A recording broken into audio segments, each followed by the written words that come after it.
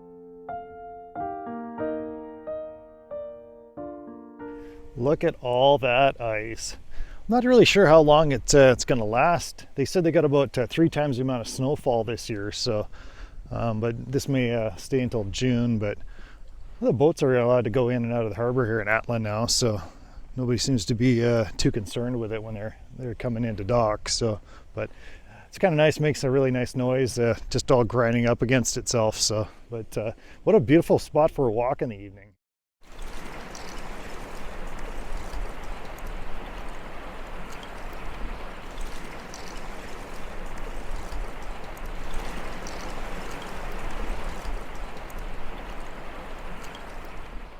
As I continued my walk through town, I arrived at the Turon, which quietly rests on the lakeshore.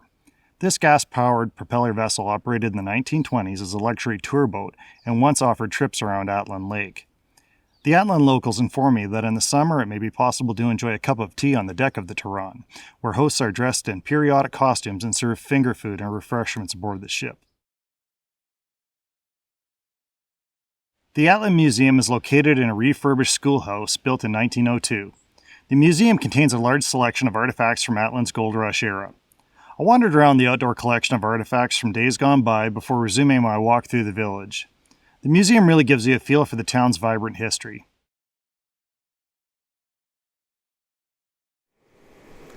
Well, talking to some of the locals here in Atlin, they told me there's a place nearby. It's called the Grotto, and it's a natural hot spring. So it's about 30 kilometers here from the Atlin town site. So tomorrow I'm going to go cycle there and check it out, and maybe have a good bath.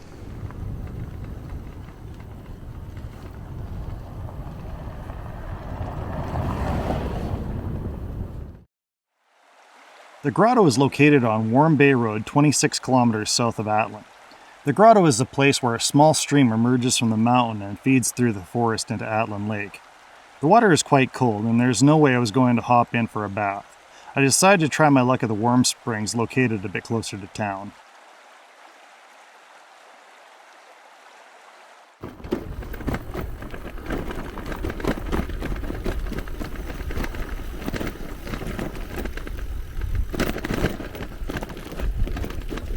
The Atlin Warm Springs is located in a beautiful green meadow with towering mountains for a scenic backdrop. I should emphasize it's a warm spring and not a hot spring.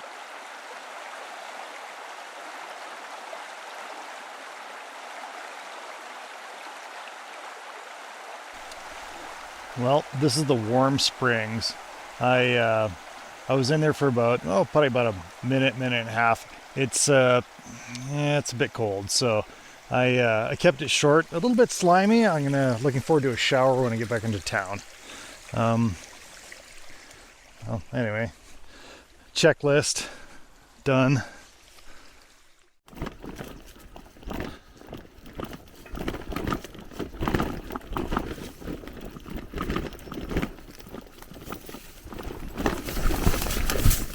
Whoa. Well,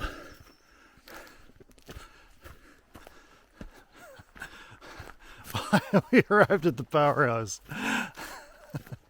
Here it is.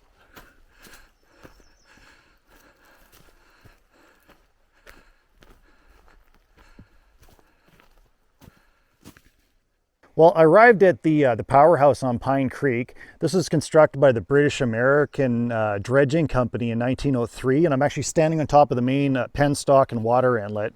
And if you take a look inside, you can see where the old generators were, and there's old pieces of insulators and equipment in there. It's kind of neat to look around.